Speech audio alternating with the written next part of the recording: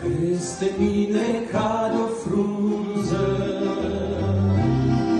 îngălbenită, fluturând ușor, dintr-o mie se desparte, nu-i pasă de prietenia lor. O, de ce această frunză a căzut? Poate vlagă în ea n-a avut, poate singură nu s-a văzut ea nici când, astfel putem să fim și noi oricând. Prieten drag, de ce stai azi așa nepăsător? Prieten drag, vino căci Iisus mai este Salvator.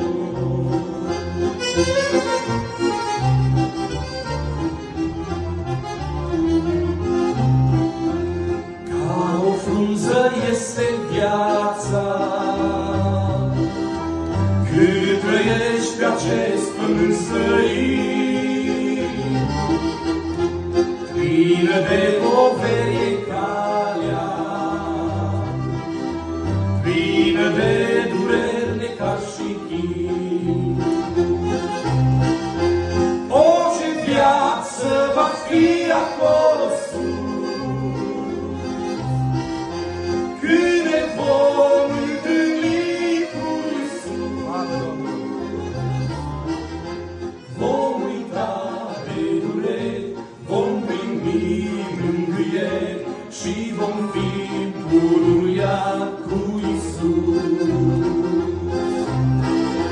Prieten drag, de ce stai azi așa nepăsător?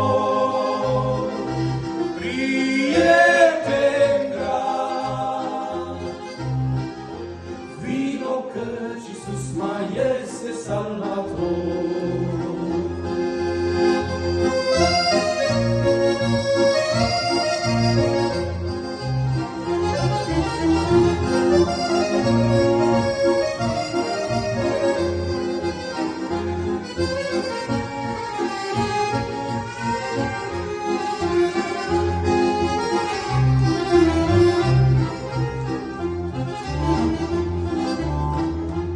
Te vei ofili ca floarea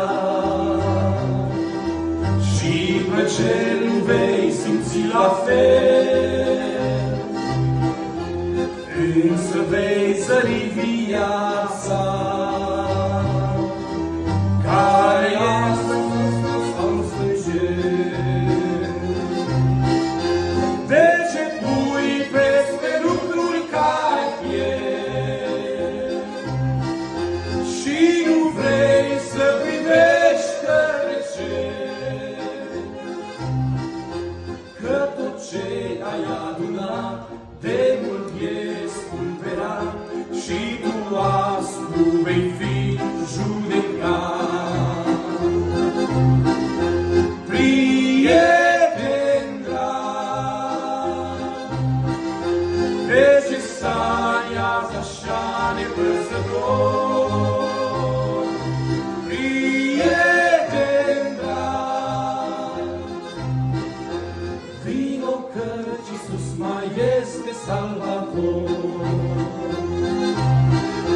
Prieten drag, de ce stai azi așa nepăsător? Prieten drag, vino căci Iisus mai este Salvator.